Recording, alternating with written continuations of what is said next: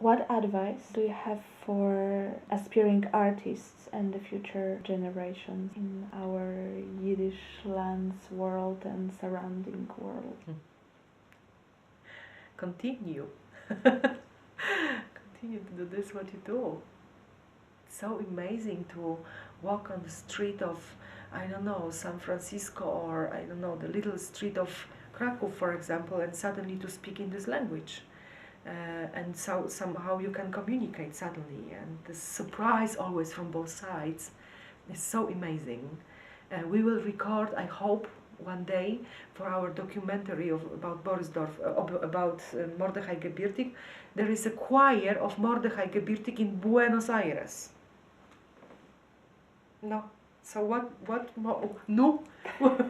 What else can be more beautiful than this? And the amazing thing with this language is that always people which learn this language, or they have roots, or they have other reasons, but always they have love for this language. So this is the language with love. And this is really beautiful. So if you know this language or you will learn this language, it means you have a lot of love in you.